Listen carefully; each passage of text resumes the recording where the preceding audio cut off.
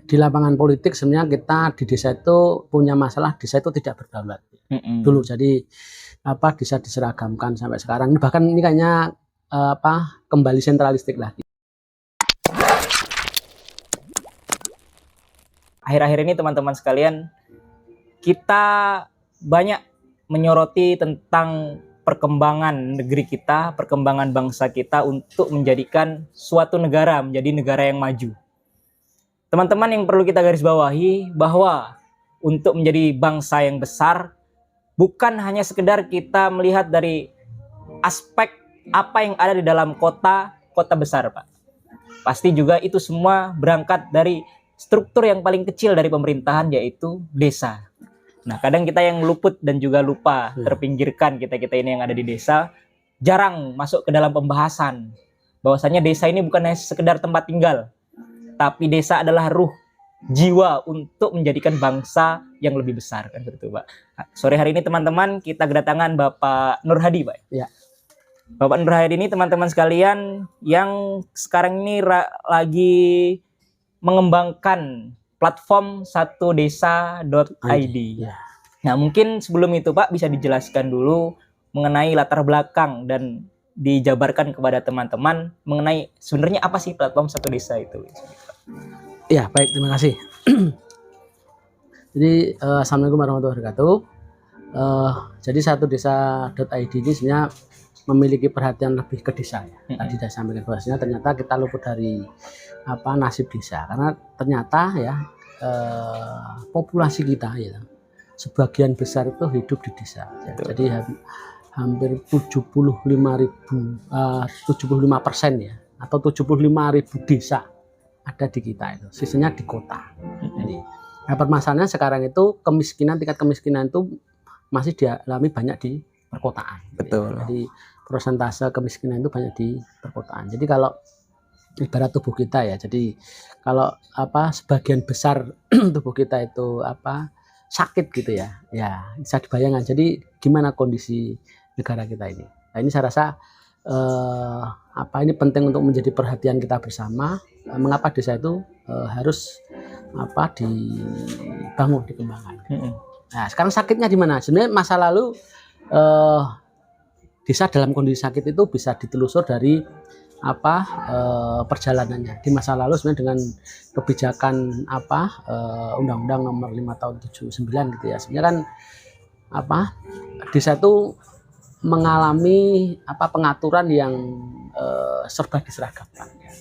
Dulu nggak ada nagari seperti di Sumatera Barat, nggak ada gampong di Aceh, nggak ada kalurahan seperti di Jogja ini. Jadi zaman masa lalu itu kebijakan itu diseragamkan, semua dinamakan desa. Padahal sebenarnya tradisi adat istiadat itu mereka itu beragam.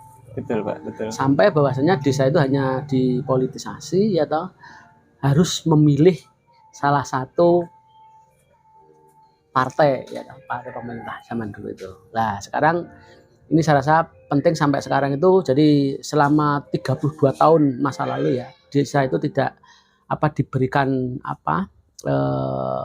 warisan oleh pemerintah. Itu bagaimana desa bisa berinisiatif, desa itu bisa berprakarsa, desa itu memiliki ruang untuk memiliki ide gagasan ya. Nah, ini sebenarnya sampai sekarang itu masih terasa, sehingga aktor-aktor desa itu, bahkan pemerintah desa itu ya hanya menunggu juklak dan juknis. Nah, sebenarnya satu desa ini seiring dengan bergulirnya Undang-Undang Nomor 6 Tahun 2014 tentang desa, sebenarnya ini bagaimana desa yang sekarang itu perlu memiliki kapasitas ya. Karena desa tidak diwariskan terkait dengan prakarsa, inisiatif dan juga ide gagasan ya. Jadi yang saat ini desa masih menunggu juklak dan juknis, bagaimana sebenarnya satu desa itu menjadi teman ya, untuk mengembangkan desa ke depan itu dengan macam-macam sebenarnya kita ya. Dari sebenarnya paling tidak 3 lapangan sosial politik, lapangan sosial budaya, lapangan sosial ekonomi. Jadi arah fokusnya Satu Desa ini ke 3 poin ini tadi, Pak: sosial politik, sosial budaya, dan juga sosial ekonomi. Berarti yang melatar belakangi Bapak untuk membangun platform Satu Desa ID ini untuk bergerak ke arah yang ke sana itu, Pak. Iya. Betul. Nah, tentu Pak, tentang berbicara masalah desa, banyak sekali PR-PR yang harus kita tuntaskan. Ya. Banyak sekali permasalahan-permasalahan yang harus kita selesaikan. Di antaranya tadi kebudayaan, Bapak singgung, dan juga ekonomi dan politik. dan politik. Nah, kenapa kemudian Bapak ini mengangkat nama platform itu menjadi Satu Desa, Pak? Seolah-olah kan kalau kita dari bahasa ini, seolah-olah platform Satu Desa, Bapak menginginkan desa yang ada di Nusantara kita ini, di negara kita ini harus diselaraskan. Kan seperti itu, Pak. Mungkin bisa dikasih penjelasannya, Pak. Ya, jadi yang melatar belakangi. Ya, di lapangan politik sebenarnya kita di desa itu punya masalah, desa itu tidak berdaulat ya. Dulu jadi desa diseragamkan sampai sekarang. Bahkan ini kayaknya kembali sentralistik lagi. Jadi menyangkut tentang intervensi terkait dengan dana desa. Sekarang program-program ini kayaknya program-program mulai sentralisasi ke pusat, ke Jakarta. Jadi ini kembali lagi desa sebenarnya kurang berdaulat. Di lapangan sosial ekonomi desa itu sangat tidak mandiri, sangat tergantung. Coba sekarang itu kegiatan-kegiatan ekonomi ya, itu sangat mereka tidak bisa di desa produksi gitu ya, tapi tidak bisa membuang dalam artian memasarkan hasil-hasil produk di keluar ya. Nah, ini jadi desa itu sebenarnya dalam masalah ketergantungan. Betul. Ketidakmandirian ini penting di dalam ekonomi. Di sosial budaya sebenarnya desa itu tercerabut dari akarnya. Sebenarnya sekarang banyak anak-anak muda itu meninggalkan kebudayaannya, meninggalkan desa. Ya, jadi jangan-jangan tadi sudah saya singgung bagaimana jangan-jangan ini juga institusi pendidikan, jangan-jangan institusi pendidikan dari SD, SMP, SMA, perguruan tinggi itu hanya mengajarkan ilmu pergi dibandingkan ilmu pulang. Nah, itulah sebenarnya sosial budaya itu kita tercerabut dari akarnya. Jadi anak-anak muda pergi ke kota, urbanisasi gitu ya. Terus bagaimana kearifan-kearifan lokal itu sekarang sudah tidak bisa implementasikan ya. Banyak bagaimana program-program dari pusat tadi ya yang ini menjadi persoalan. Nah, Satu Desa dengan plafon itu sebenarnya penting untuk bahwasanya desa itu saatnya mulai bangkit. Betul. Ya, jadi sebenarnya di desa itu banyak sekali aset, banyak sekali potensi-potensi ya, sumber daya alam, SDM, macam-macamnya. Di desa itu misalkan ya semua ada di desa sebenarnya. Pertanian, ya atau tambang, macam-macam itu.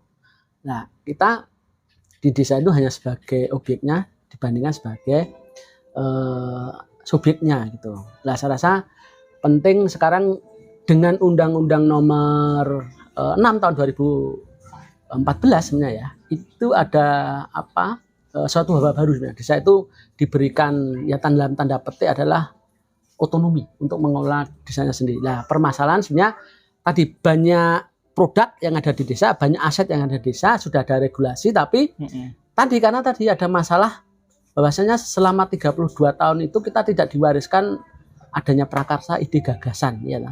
Kita dulu dicekoi dengan instruksi dan macam-macam itu. Sehingga kita penting membuat satu ruang ya. Bareng-bareng bahwasanya desa itu punya semuanya. Jadi gimana desa itu bareng-bareng dibangun ya dengan satu pintu, satu desa. Jadi produk-produk itu bisa dipasarkan secara bareng-bareng ya toh. Tadi terkait dengan biar tidak ketergantungan. Bagaimana desa itu bisa mandiri tadi itu. Nah, ini desa berproduksi, persoalannya bagaimana didistribusi ya toh. Di desa itu ada produksi tapi untuk distribusi memasarkan itu jadi persoalan. Nah, ini sekarang untuk pemasaran itu saya rasa dengan perkembangan teknologi saya rasa luar biasa. Jadi permasalahan pemasaran tidak lagi offline tapi bisa juga online.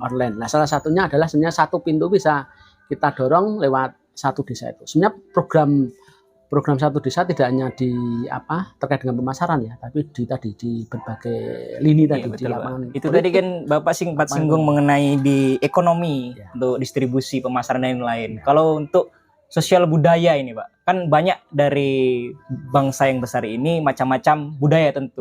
Dan banyak juga teman-teman ataupun suatu daerah yang telah kehilangan bahasa, budaya, dan juga keragaman sukunya. Ya. Nah, untuk mengantisipasi ini, Pak, karena bakal diprediksi ada beberapa daerah yang bakal kehilangan tradisi budayanya itu, Pak. Ya. Kira-kira langkah taktis atau roadmap satu desa untuk mengantisipasi hal tersebut itu bagaimana, Pak? Ya, jadi desa itu kuat dengan sosial budayanya. Jadi ada bahasa, ada macam-macam ya, tradisi-tradisi itu. Dan sebenarnya tradisi itu tidak hanya yang tradisi budaya, sebenarnya kan luas itu. Tidak hanya bahasa, tidak hanya kesenian macam-macam itu. Sebenarnya kalau kita lebih terus lebih dalam, sebenarnya desa itu punya sosial budaya, punya aset-aset sosial, tradisi-tradisi yang mereka itu sebenarnya punya kearifan lokal. Betul. Jadi dia itu punya dalam tanda petik obat, punya resep untuk, punya tradisi untuk mengatasi persoalan-persoalan, masalah-masalah sosial yang ada di desa. Contoh sekarang yang lagi rame misalnya, bagaimana desa mengatasi tentang gizi di tingkat lingkungannya. Bagaimana desa mengurusi tentang pendidikan misalnya. Itu sebenarnya di masing-masing desa punya tadi resep, punya obatnya gitu ya. Kearifan lokal untuk mengatasi persoalan. Contohnya saja misalkan menyangkut tentang COVID kemarin ya. COVID. Jadi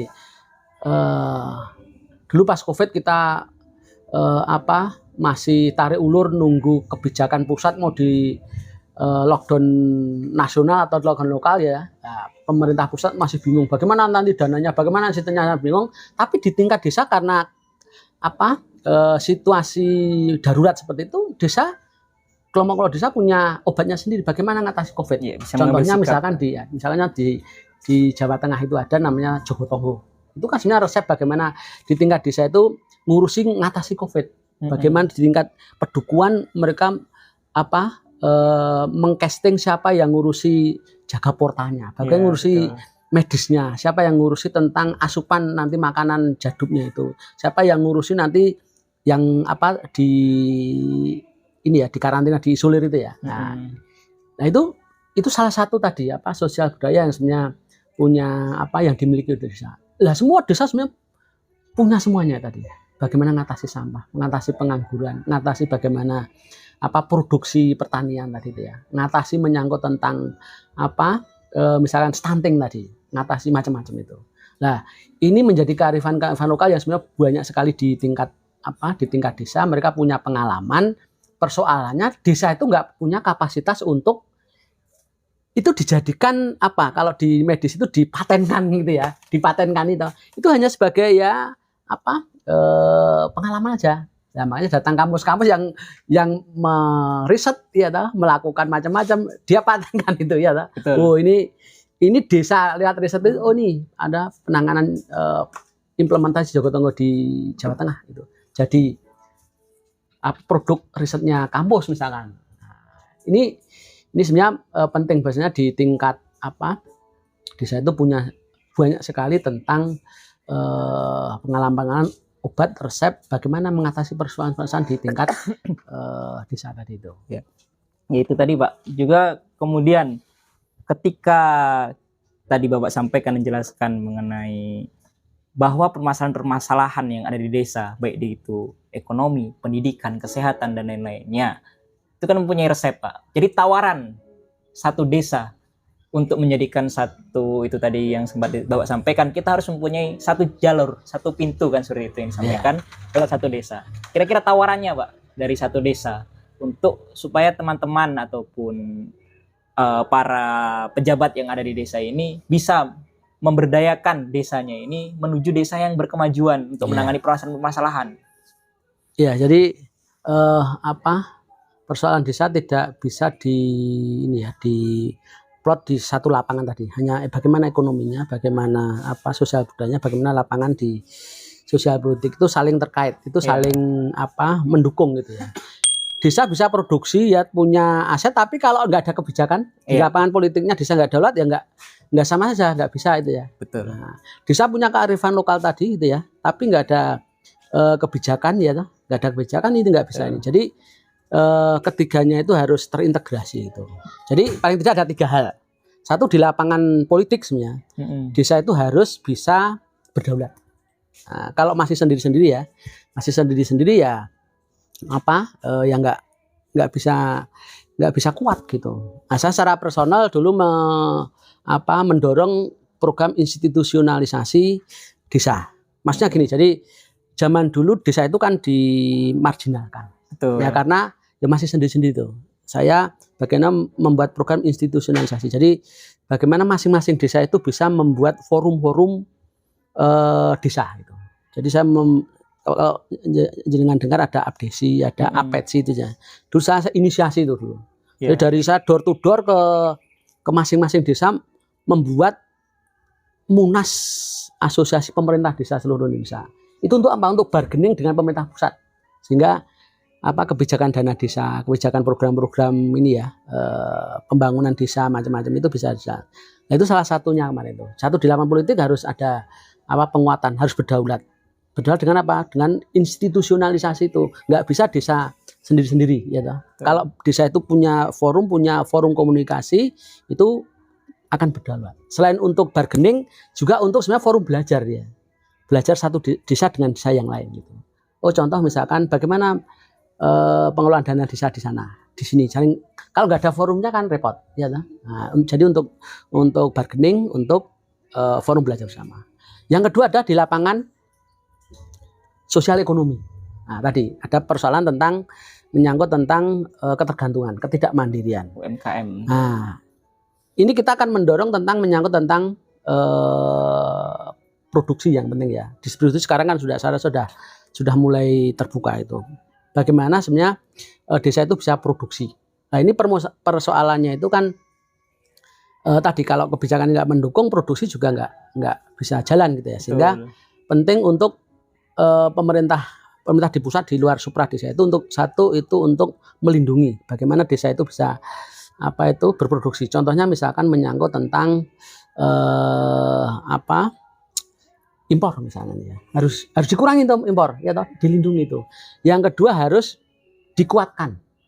Contohnya tadi misalkan petani-petani ya. Sekarang ini saya rasa bagus sudah paralel. Jadi ada program makan bergizi gratis, ada koperasi Desa Merah Putih. Ini saya rasa ini kebijakan yang menguatkan. Nah, yang ketiga adalah memajukan.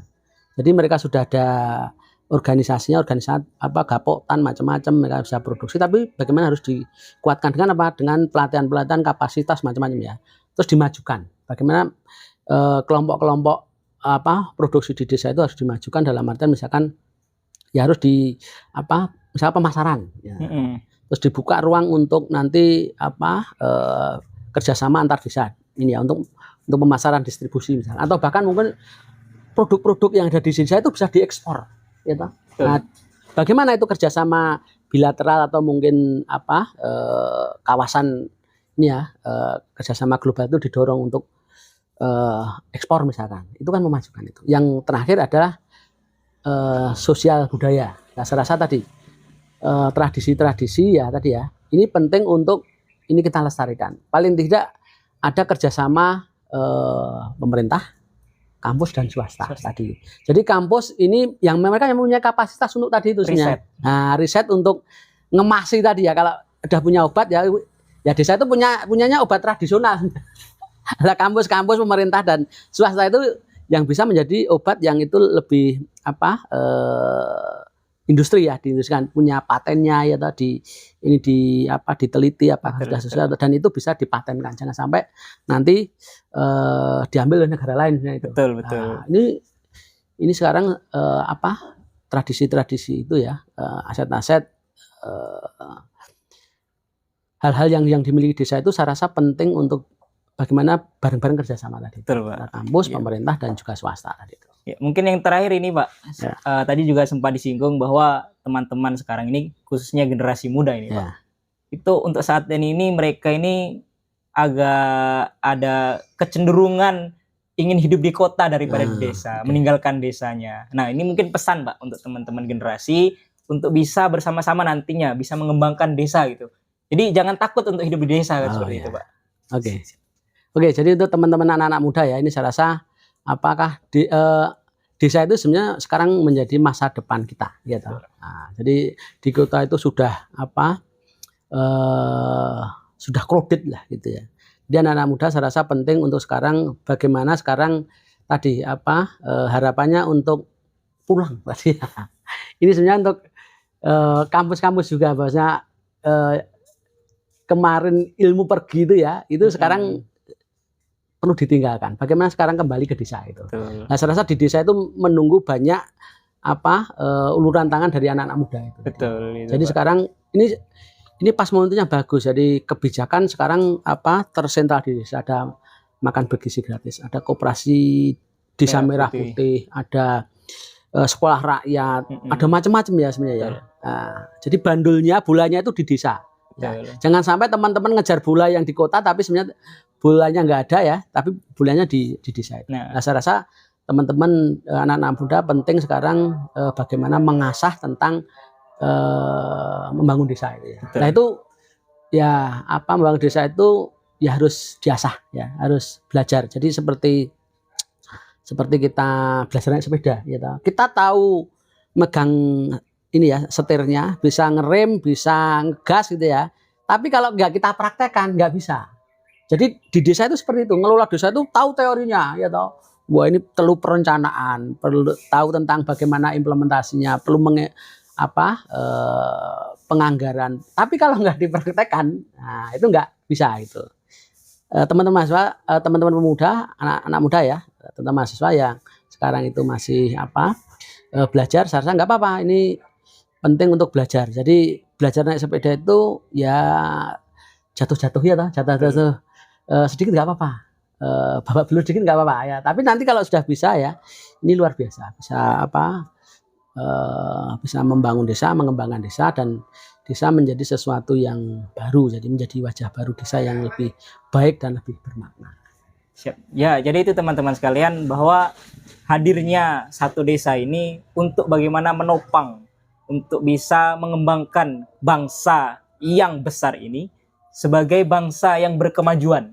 Karena teman-teman sekalian, negara ataupun bangsa yang besar bukan hidup karena obor yang di Jakarta, tapi akan hidup karena lilin-lilin yang di desa. Terima kasih, tetap bersama kami di Gagal Bijak. Terima kasih Pak Nur Hadi. Oke.